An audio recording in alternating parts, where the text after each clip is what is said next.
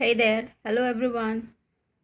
Today I'm going to start with a new topic, words often confused.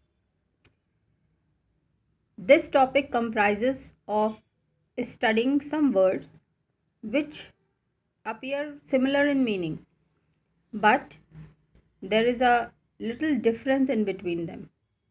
Today we are going to discuss some of the words which are often confused as being same, but we are going to understand the difference in them and their meanings. So, starting from the very first word pair is, जो पहला word pair हम लेंगे वो है war and battle. War और battle के बीच में क्या डिफरेंस है? What is the difference between war and battle? You are seeing the two sentences written. The first world war started in 1913. The first battle of Panipat was fought between Bahar and Ibrahim. Babar and Ibrahim. Now you can see, when you say war, it is a big event. War बहुत बड़े scale पे होता है और battle जो है वो दो किंगडम्स, दो राज्यों के बीच में, दो राजाओं के बीच में होती है. So there is a difference between the size of that event fought. तो वॉर बड़ा युद्ध जिसमें बहुत सारे देश पार्टिसिपेट करेंगे और बैटल छोटा. नेक्स्ट पेयर ले लीजिए, custom versus habit. What is the difference between custom and habit? Giving dowry in a girls marriage is an old custom. बेटी की शादी में दहेज देना एक पुराना रिवाज है, कस्टम है. He is in habit of stealing things.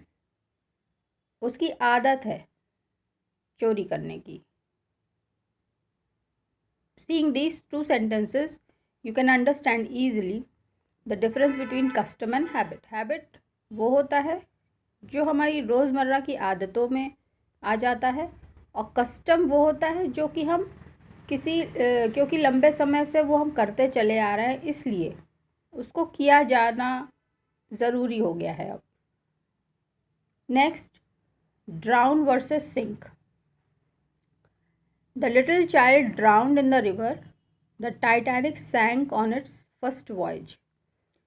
Difference आप इसमें देख रहे होंगे कि ड्राउंड वर्ड हमेशा लोगों के लिए यूज़ होता है, पर्सन्स लिविंग आइडेंटिटीज़ के लिए यूज होता है, जबकि सिंक वर्ड जो है वो डूबने के दोनों ही शब्द हैं. सिंक और ड्राउंड दोनों ही डूबने को परिभाषित करते हैं, लेकिन ड्राउंड व्यक्ति के लिए है, पर्सन के लिए है, और सिंक जो है ऑब्जेक्ट्स या थिंग्स के लिए है. Then next, deny versus refuse. Deny का भी मतलब मना करना होता है और रिफ्यूज़ का भी मतलब मना करना होता है, लेकिन इसमें छोटा सा डिफरेंस है. वो क्या है? The poor child was denied all comforts. गरीब बच्चे को सारे ही तरह के जो सुविधाएं हैं वो डिनाई कर दी गई थी, यानी उसको प्राप्त नहीं है. किसी ने मना नहीं किया है लेकिन उसको प्राप्त भी नहीं है. जबकि अगर कोई पर्सन मना कर दे किसी चीज़ के लिए, चाहे हम ही मना करें चाहे कोई हमको मना कर दे, तो दोनों ही केसेस में वो रिफ्यूज़ल है, लेकिन उसमें किसी व्यक्ति को मना करना पड़ेगा. डिनाइड में मना करने वाला व्यक्ति चाहे ना हो, लेकिन अगर आपको प्राप्त ही नहीं है तो फिर आपको डिनाइड हो गया वो चीज़, यानी उसका लाभ आपको नहीं मिलेगा. Next is discover versus invent. Discovery और इन्वेंट का मीनिंग जो है बहुत बार हम लोग के सामने आ गया. डिस्कवरी वो चीज़ होती है जो ऑलरेडी एग्जिस्टेंस में होती है और कभी हम उसको ढूंढ लें, और इन्वेंशन वो होता है जो कभी भी एग्जिस्टेंस में नहीं होती है और उसको हम बनाते हैं. It's a new thing. Sentences also indicate the same. Vasco da Gama discovered the sea route to India. Graham Bell invented the telephone. अब क्योंकि सी रूट टू इंडिया ऐसा तो था नहीं कि कभी मौजूद ही नहीं था, केवल व्यक्ति आया नहीं था उस रास्ते से, तो वास्को डी गामा ने उस चीज़ को डिस्कवर किया, लेकिन टेलीफोन तो कभी था ही नहीं एग्जिस्टेंस में, इसलिए जब उसको बनाया गया तो वो इन्वेंशन कहलाया. Graceful and gracious. A woman look graceful in a sari. This is an adjective of course. Woman जो है बड़ी ग्रेसफुल लगती है, बड़ी सभ्य लगती है साड़ी में, तो वो कैसी लगती है, उसकी क्वालिटी है ये ग्रेसफुल लगना। बट व्हेन यू से ग्रेशियस, ग्रेशियस माने जो बहुत उदार है, बहुत हर चीज़ वो देने के लिए हमेशा रेडी रहता है, that is gracious. So God is gracious, ईश्वर उदार है, वो हमको हर चीज़ फ्री ऑफ कॉस्ट हमेशा देने के लिए रेडी रहता है। Industrial and industrious, industrial relates to industry, जो हमारे औद्योगिकरण है उससे। तो Tata is an industrial township, तो टाटा का जो शहर है वो इंडस्ट्रियल टाउनशिप है, यहाँ पे इंडस्ट्री से रिलेटेड लोग ही रहते हैं।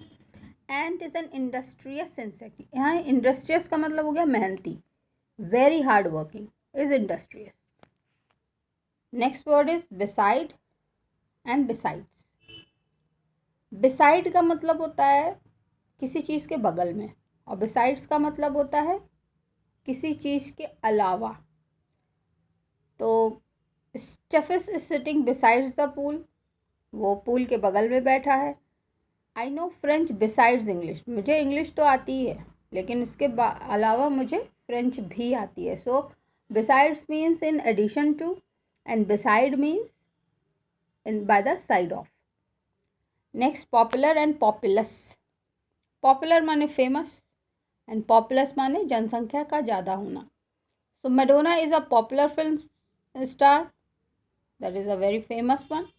China is a populous country which is too many people in them.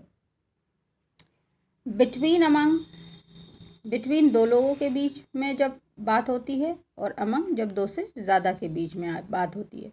there is a hospital between post office and school, तो पोस्ट ऑफिस और स्कूल दो चीज़ें हैं, इनके बीच में एक हॉस्पिटल है, तो हमको यूज़ करना है between। distribute these sweets among the children, children के मध्य इनको बांट दो, तो बहुत सारे बच्चे होंगे ऑफ कोर्स, उन सभी में स्वीट्स को बांट देने को अमंग का यूज़ कर। Complete and finish, our teacher plans to complete the syllabus by this month, finish your work quickly. Complete और फिनिश दोनों एक ही जैसा लगता है फिर से, लेकिन कंप्लीट वो चीज़ हो जाती है जिसका एक कंटेंट डिफाइंड हो, और फिनिश कोई भी चीज़ हो जाती है, वो चाहे छोटी हो, बड़ी हो, प्री प्लान्ड हो या ना हो। Sociable and social, my mother is a sociable person. Sociable person मतलब जो समाज में बहुत उठता बैठता हो, लोगों से मिलनसार उसका व्यक्तित्व हो, लोगों से मिलता हो, he is very sociable person. Mrs Gupta is a social worker. Social worker मतलब हो गया जो समाज के मध्य रह के काम करता है, तो सोशल मतलब समाज के बीच, और sociable is a quality of a person, that is an adjective. Vacant and empty, दोनों ही का मतलब वैसे तो खाली है, एम्प्टी माने खाली, वेकेंट माने खाली, लेकिन the house is vacant, glass is empty.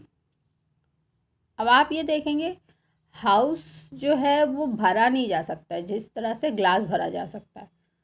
तो जब भी कोई ऐसी चीज़ें होंगी, whenever there are such items which can't be filled up to the brim, यानी मुंह तक उसको किसी मटेरियल से भर नहीं सकते आप, तब उसमें जो भी चीज़ें रखी जाती हैं या लोग रहते हैं, जैसे घर में लोग रहते हैं, बॉक्स में मान लीजिए किताबें रखी हैं, अगर बॉक्स में से किताबें हटा दे और घर में से लोगों को हटा दे, तो वो बॉक्स या घर वेकेंट कहलाएगा, एम्प्टी नहीं कहलाएगा।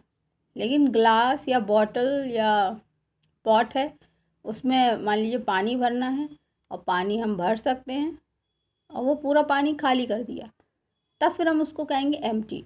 अब इसमें जो जिस चीज़ से भरा जा रहा है, जो मैटर जिससे वो ऑब्जेक्ट भरा जा रहा है, उसका ना होना इज़ आइदर वेकेंसी और एम्प्टी। अब वेकेंट में आप जानते हैं जैसे नौकरी होती है तो पोस्ट वेकेंट होती है, पोस्ट में आप फिज़िकली कुछ भर नहीं सकते, लेकिन पोस्ट खाली होने का क्या मतलब है कि वहाँ पे एक व्यक्ति की जॉब लगेगी, तो पोस्ट वेकेंट हो सकती है, एम्प्टी नहीं हो सकती। So I hope you have understood this set of few words which are often confused Tomorrow I'll be present with more words for you and a different topic, of course, which will help you in your preparation of English and increase in your vocabulary. So keep learning. Goodbye for now. God bless you all.